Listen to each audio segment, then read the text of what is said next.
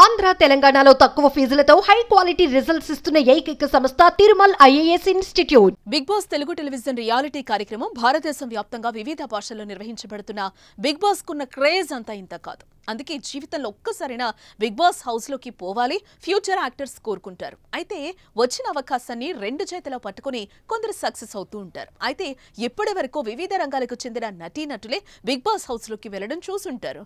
అయితే అక్కడ మాత్రం బిగ్ బాస్ హౌస్ లోకి అనుకోని ఓ అతిథి వచ్చింది. దీంతో తోటి హౌస్ మేట్స్ కంగు తిన్నారు. ఇందుకు ఎవరా అతిథి తెలుసుకుందాం.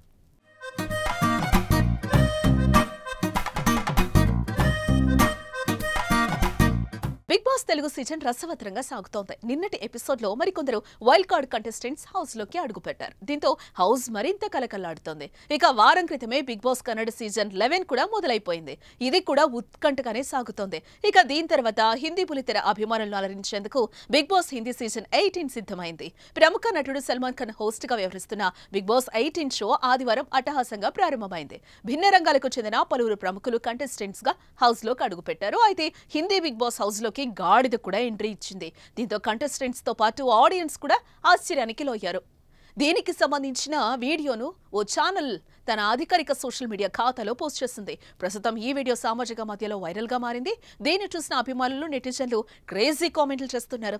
అసలు బిగ్ బాస్ హౌస్ లోకి గాడిద రావడం ఏంటి? గాడిదను కూడా కంటెస్టెంట్ గా ఎంపిక చేస్తారా? గాడిదకు కూడా పారితోషికం ఇస్తారా? అంటూ భిన్న రకాలుగా స్పందిస్తున్నారు. ఇక అసలు విషయానికి వస్తే బిగ్ బాస్ సీజన్ 8 లోకి ప్రముఖ అడ్వకేట్ గుణరత్న సదావర్తే కంటెస్టెంట్ గా వచ్చాడు. ఇప్పుడు ఆయనతో పాటు ఆయన పెంచుకునే గాడిద కూడా హౌస్ లోకి అడుగు పెట్టింది. దీని పేరు మ్యాక్స్ అని సమాచారం.